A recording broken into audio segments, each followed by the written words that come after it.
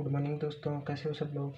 I hope सब लोग अच्छे होंगे और अपनी तैयारी को मजबूत बनाए रखे होंगे।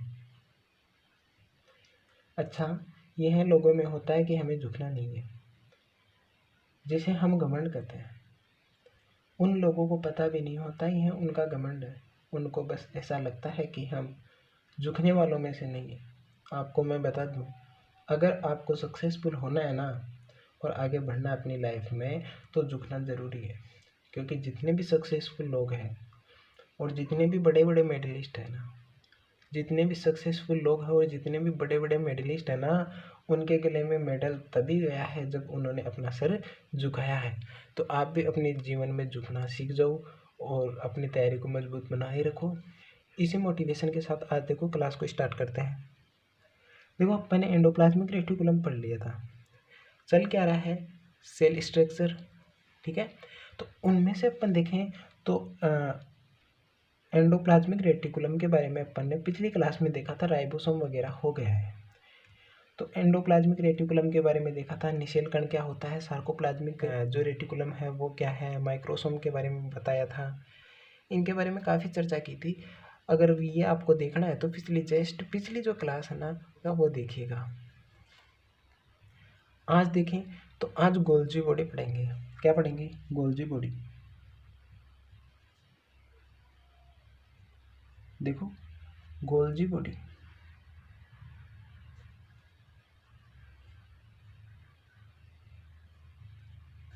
तो आज अपन पढ़ेंगे गोल्जी बॉडी। और गोल्जी बॉडी को देखो हिंदी में क्या बोलते हैं। हिंदी में भी इसे देखो गोल्जी को तो गोल्जी बोलते हैं और काय, गोल्जी काय बोल देते हैं हिंदी में। और आप ध्यान रखना इंग्लिश वर्जन का आपके ज़्यादा आता है, तो इंग्लिश वर्जन ध्यान रखना आप। इसके बारे में देखे ना, तो मैंने बताया था आपको कि एकमात्र कोशिकांग था कौन? एंडोप्लाज्मिक रेटिकुलम, जो कि केंद्रक की बाह्य झिल्ली से जुड़ा हुआ था। ये मैंने बताया कि नहीं बताया? बताया था ना। और ये लो केंद्रक की बाह्य झिल्ली। अब बताए, आप सोच रहे होंगे कि आप ये क्यों बता रहे हो जब आपने बता दिया था। एंडोप्लाज्मिक रेटिकुलम है और यहाँ पे क्या है, ये राइबोसोम है। वो है रफ एंडोप्लाज्मिक रेटिकुलम, जहाँ पे राइबोसोम उपस्थित है। और जहाँ पर चिकनी है ना, वो कौन सी है? Smooth endoplasmic reticulum. यहाँ पे राइबोसोम उपस्थित नहीं है, प्रेजेंट नहीं है। और ये है ना, वो क्या है? केंद्रक है। ये क्या है? केंद्रक है कोशिका का। इसके जस्ट नीचे देखें ना, तो इसके जस्ट नीचे अपन देखें तो वो क्या होता है? कुछ इस प्रकार से होता है। देखो कुछ इस प्रकार से होता है,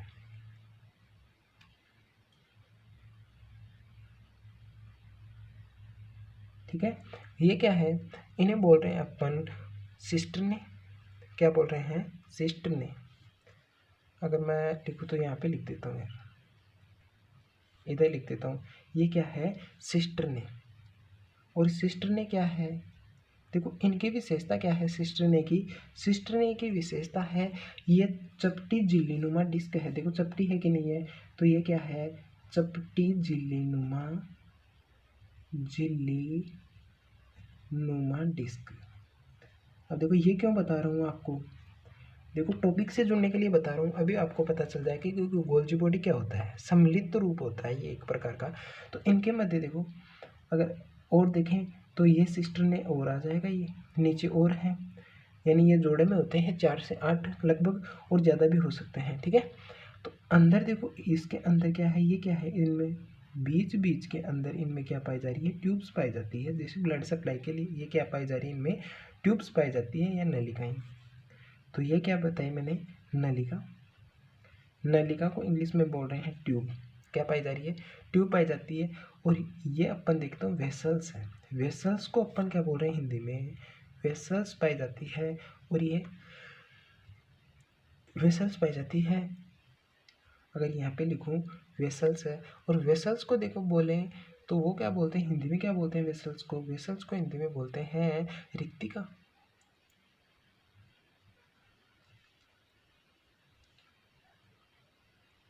क्या बोल रहे हैं? वेसिकल। वेसल्स या वेसिकल। और वेसिकल को क्या बोल रहे हैं? रिक्तिका। हिंदी में क्या बोलते हैं? रिक्तिका। तो ये देखो, ये जो सम्मिलित रूप है ना, ये जो तीनों रूप है, अगर मैं इसे एक डब्बे में बंद कर देता हूँ तो ये क्या है, कोशिका बनी कि नहीं बनी? ये क्या है, कोशिका है। तो ये जो इनका सम्मिलित रूप है कौन सा, वेसल्स है, जो सिस्टर्ने है, चपटी झिल्लीनुमा डिस्क है ना, सिस्टर्ने है, और जो नलिका है, ट्यूब, इनको कुल मिला के क्या बोल रहे हैं, नलिकाएं बोल देते हैं, क्योंकि बहुवचन में है, इधर भी है, एक से अधिक पाई जाती है। तो इन्हें क्या बोल रहे हैं, वो बोल रहे हैं गोल्जी बॉडी। क्या बोल रहे हैं, गोल्जी बॉडी, या हिंदी में बोले तो गोल्जी काय बोलते हैं। स्टॉक का मतलब क्या होता है, स्टॉक का मतलब होता है 4 से लेके 8 तक, 4 से लेके 8 तक सिस्टर्ने का ग्रुप क्या होता है, सिस्टर्ने का ग्रुप, यानी 4 से 8 क्या पाई जाती है, सिस्टर्ने पाई जाती है, और उनको क्या बोलते हैं, स्टॉक। ध्यान रखना, स्टॉक क्या होते हैं, केवल सजीव कोशिकाओं में होता है। सजीव में बोले तो जंतु कोशिका में होता है। तो गोल्जी बॉडी में कई स्टॉक सम्मिलित होते हैं, यानी 4 से 8 ये जो सिस्टर्ने होती है ना, ये बहुत संख्या में होती है, 4 से 8 नहीं होती है, बहुत सारे स्टॉक्स होते हैं, और एक स्टॉक्स में कितने होते हैं, 4 से 8 सिस्टर्ने का क्या होता है, ग्रुप होता है, जिसे बोल रहे हैं स्टॉक, ठीक है।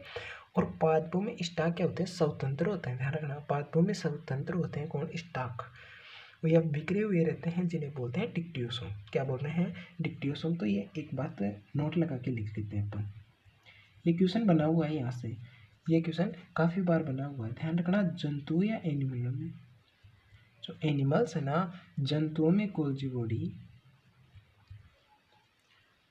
जंतुओं में गोल्जी का या गोल्जी बॉडी में कई सारे क्या होते हैं, स्टॉक होते हैं, कई सारे क्या होते हैं, स्टॉक्स, बहुवचन है, स्टॉक्स क्या होते हैं, शामिल होते हैं, शामिल होते हैं। और ये मैंने बता दिया कि एक प्रत्येक स्टॉक्स में क्या होते हैं, 4 से 8 सिस्टर्ने का ग्रुप होता है, 4 से 8 सिस्टर्ने सम्मिलित होते हैं, उन्हें क्या बोल रहे हैं, स्टॉक्स। कई स्टॉक्स सम्मिलित होते हैं, ये ध्यान रखना, किन में, जंतु में। लेकिन अब देखें अपन प्लांट्स की बात करें, पादपों में, यानी प्लांट्स में बात करें ना, प्लांट्स में जो स्टॉक्स होते हैं ना, वो बंधे हुए नहीं रहते हैं, एकत्रित नहीं रहते हैं, वो क्या होते हैं, स्टॉक्स स्वतंत्र होते हैं, या स्वतंत्र बोल दो, या बिखरे हुए होते हैं। क्या होते हैं, बिखरे हुए होते हैं, बिखरे हुए होते हैं, जिन्हें अपन क्या बोलते हैं, बिखरे हुए होते हैं, तो उन्हें क्या बोलते हैं, डिक्टियोसोम। ये क्वेश्चन बहुत बार आया है, डिक्टियोसोम क्या होता है, डिक्टियोसोम, उन्हें क्या बोल रहे हैं, डिक्टियोसोम। ध्यान रखना, प्लाज्मोडेस्माटा के बारे में बताया था आपको, पीछे बताया था प्लाज्मोडेस्माटा के बारे में, क्या होता है, मिडल लेमेला के मध्य होता है, वो सब कुछ आपको पता होगा, वो पिछली क्लास में बता दिया था। तो ये क्या है, पादपों में जो स्टॉक्स है ना, वो स्वतंत्र होते हैं। तो ये ध्यान रखना, सिस्टर्ने तो ये है, इनके मध्य में क्या पाई जाती है, ट्यूब्स पाई जाती है, नलिकाएं पाई जाती है, और इनके साइड में क्या पाए जाते हैं, वेसल्स है ना, इनके मध्य पाए जा रहे हैं, और इनको सम्मिलित रूप से क्या बोल रहे हैं, गोल्जी बॉडी। और ध्यान रखना, ये 4 से लेके 8 तक जो को ग्रुप होता है ना, किसका, सिस्टर्ने का, इसमें 5 भी हो सकती है, 6 भी हो सकती है। तो वो क्या कहलाता है, वो कहलाता है हमारे पास में स्टॉक्स। और जंतु में स्टॉक्स क्या होते हैं, सम्मिलित रूप से होते हैं, सम्मिलित रूप में पाए जाते हैं, शामिल होते हैं। तो उनको क्या बोलते हैं, उनको जो स्टॉक्स ही बोल रहे हैं, लेकिन जो पादपों में है ना, ये स्टॉक्स बिखरी हुई अवस्था में रहते हैं, तो उन्हें क्या बोलते हैं अपन, डिक्टियोसोम। ध्यान रखना, ये क्वेश्चन बहुत बार आ चुका है, इसके तारे सितारे स्टार वगैरह सब कुछ लगाना है ना, वो लगा लेना, काफ़ी इंपॉर्टेंट क्वेश्चन है, कौन, डिक्टियोसोम। अरे मंजिल यूं ही नहीं मिलती राही को, अरे मंजिल यूं ही नहीं मिलती राही को, एक जुनून सा दिल में जगाना पड़ता है। पूछा चिड़िया से, पूछा चिड़िया से घोंसला कैसे बनता है, बोली तिनका तिनका उठाना पड़ता है। मेरे भाई मेहनत तो करनी पड़ेगी। तो अब देखते हैं गोल्जी बॉडी के कार्य। और गोल्जी बॉडी के कार्य एक बार आप पुनः समझ लीजिएगा, गोल्जी बॉडी को क्या है, गोल्जी बॉडी के कार्य,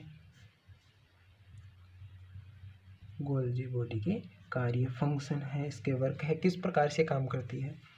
यह मैंने बताया था कि ये क्या है, केंद्रक एकमात्र कोशिकांग है जो बाह्य केंद्रक झिल्ली से, बाह्य केंद्रक झिल्ली से जुड़ा होता है, उसे क्या बोल रहे हैं, एंडोप्लाज्मिक रेटिकुलम।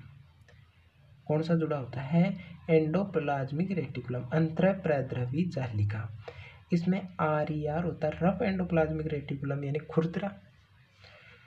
अंतरप्रद्रवी जालिका, और एक होती है स्मूथ यानी चिकनी अंतरप्रद्रवी जालिका चिकनी होती है। ये क्या होती है? स्मूथ, जिस पर राइबोसोम प्रेजेंट नहीं होता। इसका मैंने कार्य वगैरह सब कुछ बता दिया था पिछली क्लास में, ध्यान रखना। तो इनमें क्या होगा, देखो ये क्या है अपने पास में, ये क्या है अपने पास में सिस्टर्न है, ये क्या है अपने पास में सिस्टर्न है, ध्यान रखना।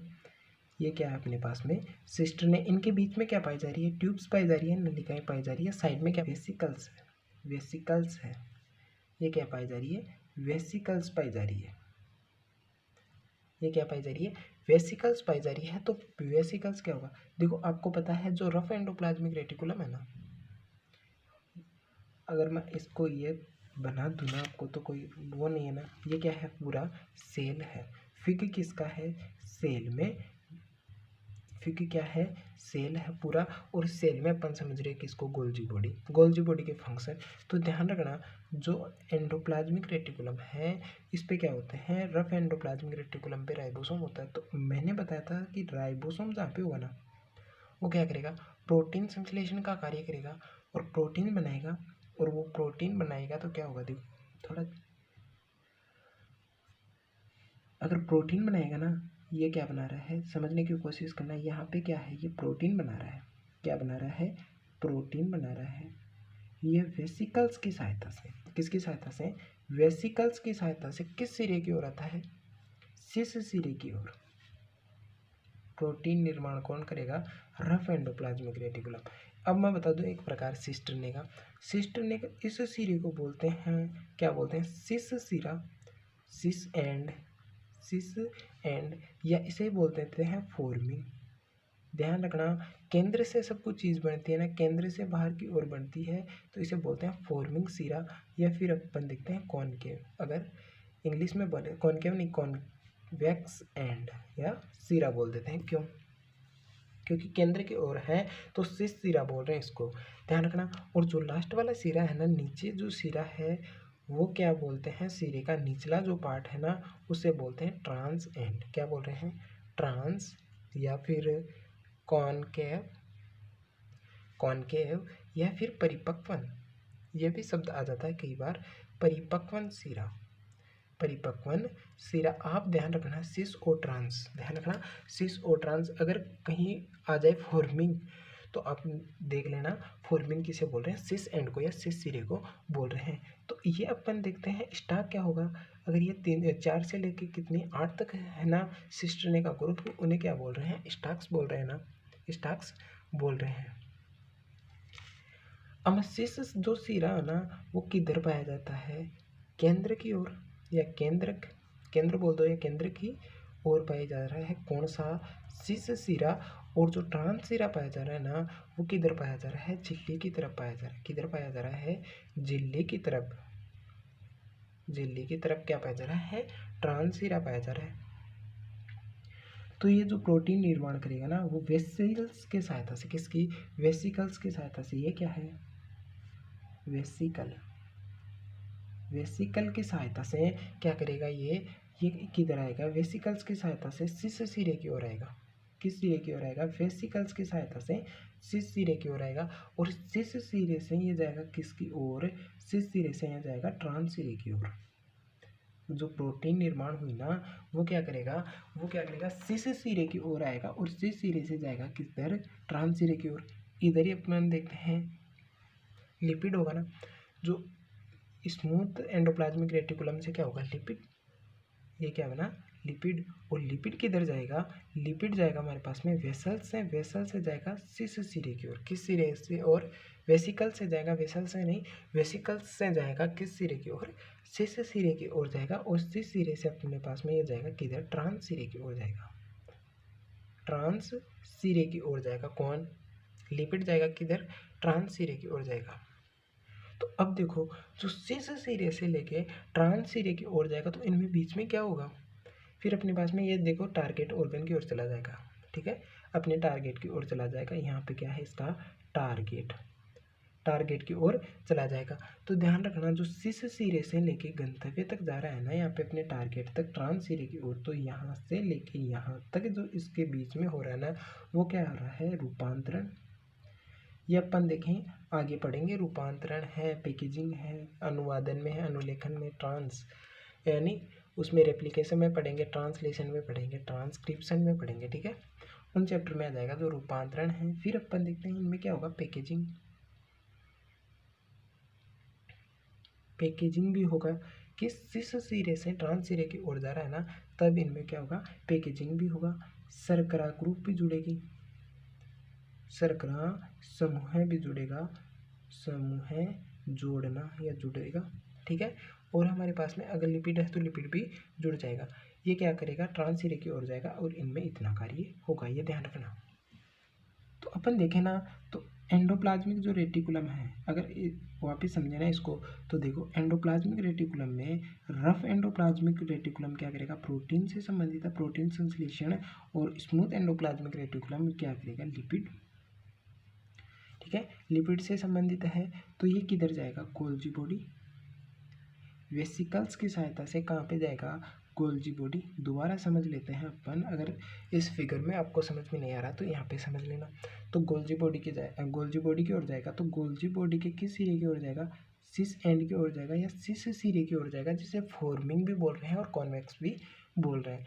तो ये देखो सिस सिरे की ओर जाएगा ना, सिस सिरे से ये देखो जाएगा किधर, आपको दिखाई दे रहा है क्या, हाँ, ये सिस सिरे की ओर जा रहा है ना, तो सिस सिरे की, हाँ, सिस सिरे से किधर जा रहा है, ट्रांस सिरे की ओर, किधर जा रहा है, ट्रांस सिरे की ओर, गोल्जी काय के ट्रांस सिरे की ओर, गोल्जी काय के ट्रांस एंड की ओर जा रहा है, एंड की ओर जाएगा कि नहीं जाएगा, ये मैंने आपको फिगर में बताया था।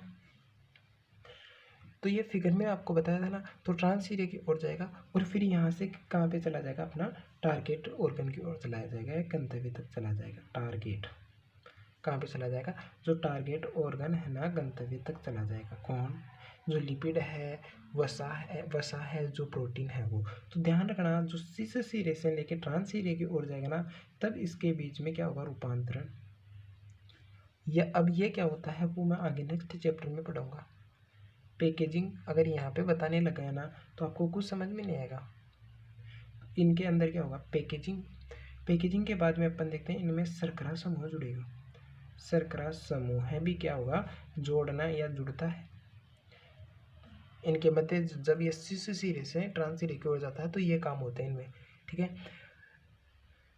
जिसे अपन देखते हैं शर्करा समूह को क्या बोलते हैं, शर्करा समूह है जुड़ना, क्या प्रोटीन और लिपिड पे जुड़ना क्या कहलाता है, ग्लाइकोलेशन क्या कहलाता है, ग्लाइकोलेशन की क्रिया होती है। किसकी क्रिया, ग्लाइकोलेशन की क्रिया होती है। अगर मैं बायोलॉजी का आपको बताऊं तो अगर एक दिन में ज्ञान देना चाहूँगा तो वो आपको संभव नहीं है, वो एक दिन में कुछ नहीं होने वाला। आप रेगुलर क्लास अटेंड करते रहिए और मैं देखो वादा कर सकता हूँ, गारंटी नहीं दे सकता, लेकिन आपको पूरा कोर्स करवाऊंगा और ऐसा कोई टॉपिक नहीं रहेगा जो आपको यह शायद समझ में नहीं आएगा, ठीक है। देखो ये हो गया ना, एंडोप्लाज्मिक रेटिकुलम से अपने टारगेट ऑर्गन तक प्रोटीन और लिपिड पहुंचा दिए। किसमें, वेसिकल्स की सहायता से आएगा। रफ एंडोप्लाज्मिक रेटिकुलम से प्रोटीन किस सिरे की ओर, सिस सिरे की ओर, और सिस सिरे से जाएगा किस, ट्रांस सिरे की ओर। ट्रांस सिरे की ओर से फिर जाएगा टारगेट ऑर्गन की ओर। तो अपन देखते हैं सिस सिरे से और ट्रांस सिरे के मध्य क्या क्या होता है। तो देखो यही क्वेश्चन बनता है, यहाँ से कथन में यही क्वेश्चन बनता है, ऑप्शन में यही आते हैं। देखना कि सिस सिरे से ट्रांस सिरे की ओर गोल्जी बॉडी में जाएगा तो क्या क्या परिवर्तन होंगे। तो यही है, सब कुछ परिवर्तन होने वाले हैं, आपको ध्यान रखना है।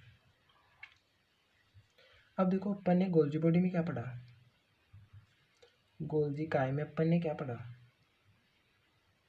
इसकी थोड़ी सी विशेषता देख लेते हैं जहाँ से क्वेश्चन बनते हैं। देखो ये एक प्रकार का क्या है, एक्सक्लूजन, एक्सक्लूजन का क्षेत्र।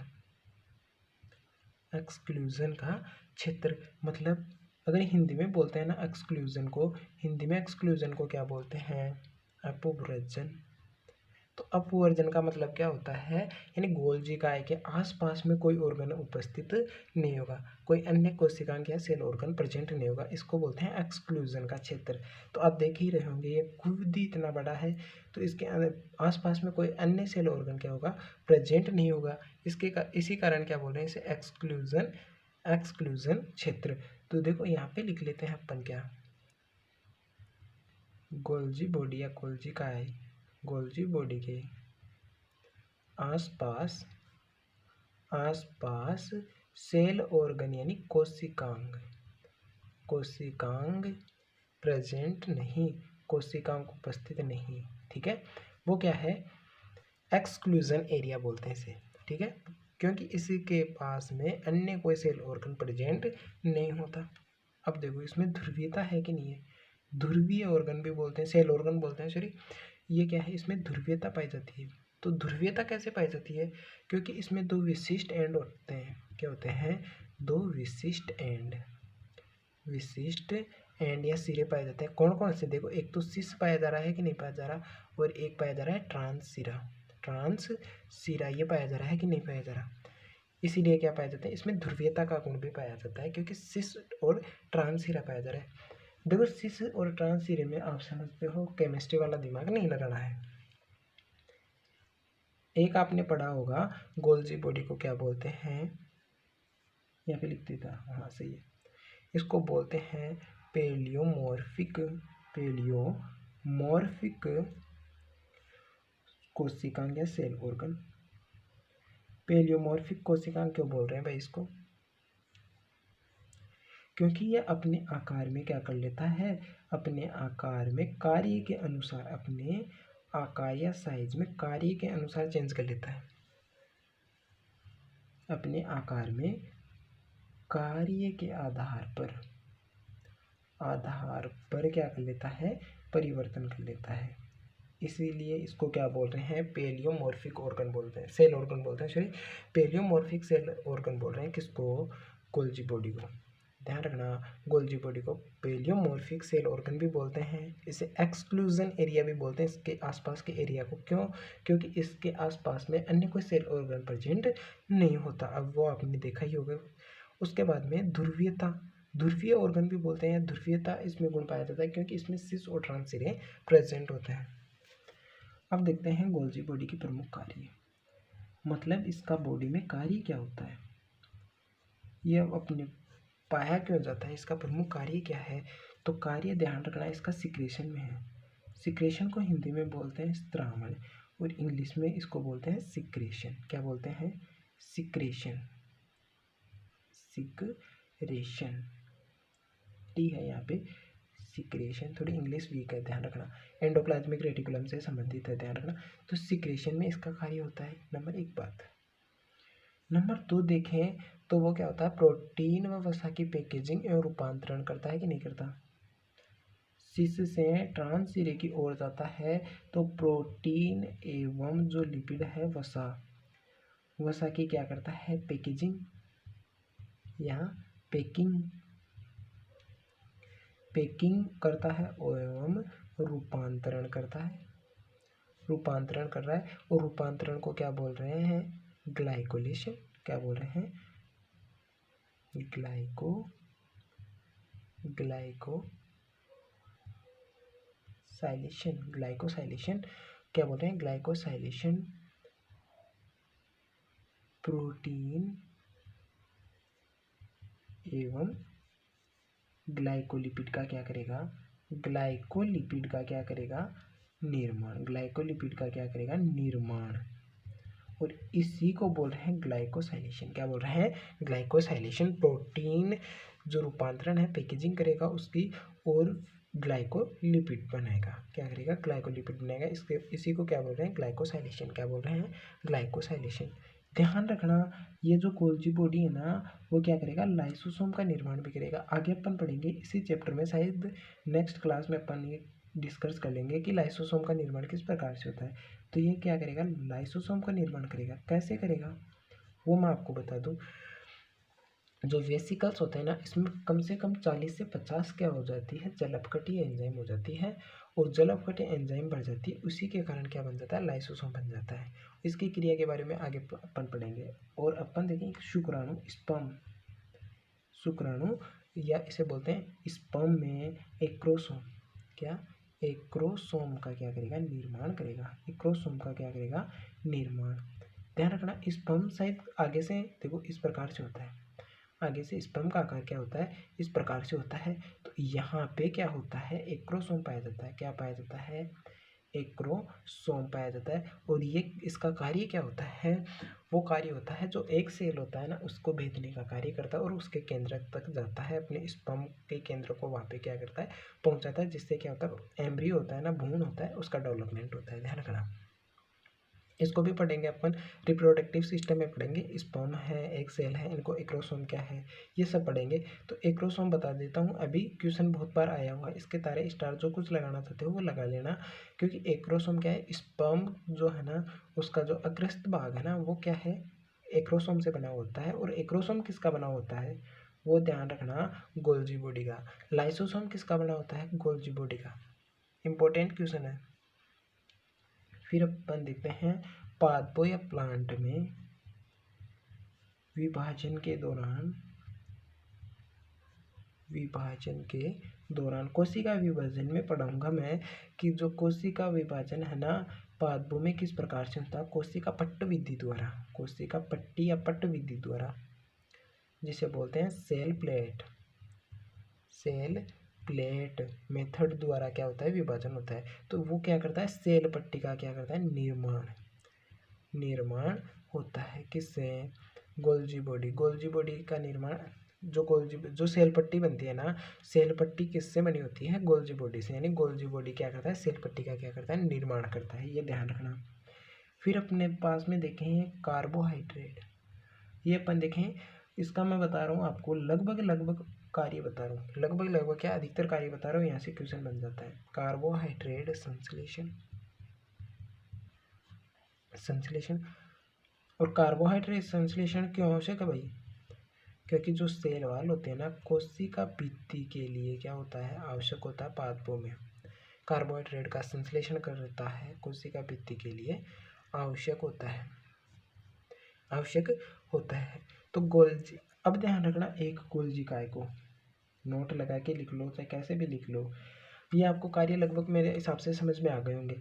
इन कार्यों से आपके क्वेश्चन बाहर नहीं जाएगा, नीट में भी नहीं जाएगा, एम्स में भी नहीं जाएगा, RUHS में भी नहीं जाएगा। और अगर आप अदर फील्ड की तैयारी कर रहे हो ना, तो उसी में भी बाहर नहीं जाएगा, ये मेरे पे विश्वास रखना। गोल्जी बॉडी से एक भी क्वेश्चन में 100% देने की कोशिश कर रहा हूँ आपको, यानी गोल्जी बॉडी से फैक्ट टू फैक्ट चल रहा हूँ, और इससे क्वेश्चन बाहर नहीं जाने वाला है, ये ध्यान रखना, थोड़ा विश्वास बनाए रखना। तो ये अपने पास में क्या है, गोल्जी काय, ये जनरल साइंस का क्वेश्चन है भाई। तो गोल्जी काय को क्या बोलते हैं, देखो नीट में इतना सिंपल क्वेश्चन नहीं आता, लेकिन फिर भी मैं बता देता हूँ आपको।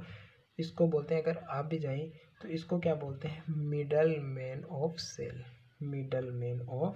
सेल, यानी ट्रैफिक निर्देशक। क्या बोलते हैं इसे, ट्रैफिक निर्देशक भी बोलते हैं। ट्रैफिक निर्देशक क्यों बोल रहे हैं भाई, ट्रैफिक निर्देशक कोई समझा सकता है। देखो ट्रैफिक निर्देशक कैसा है, ये प्रोटीन है, लिपिड है, वो शीर्ष सिरे की ओर आई, उस शीर्ष सिरे से ये किस तरफ भेज रहा है, ट्रांस सिरे की ओर भेज रहा है, कोशिका के मध्य में स्थित है। तो ये क्या बोल रहे हैं, मिडल मैन ऑफ सेल, यानी ट्रैफिक निर्देशक एक ट्रैफिक जो पुलिस वाला होता है ना, उसी के अनुसार ये गाइड कर रहा है कि इधर जो आप शीर्ष सिरे से ट्रांस सिरे की ओर भेज रहा है, फिर अपने गंतव्य तक भेज रहा है। तो ये किसके रूप में कार्य करता है, मिडल मैन ऑफ सेल के रूप में भी कार्य करता है। ये अपने पास में प्रमुखतः ऐसे गोल्जी बॉडी के कुछ फंक्शन थे। आई होप आपको समझ में आया होगा क्लास। तो आप अगर आपको क्लास पसंद आई है तो क्लास को लाइक शेयर सब्सक्राइब करते रहना। मिलते हैं अपन नेक्स्ट किसी जल्दी क्लास में, तब तक के लिए thank you for watching, bye.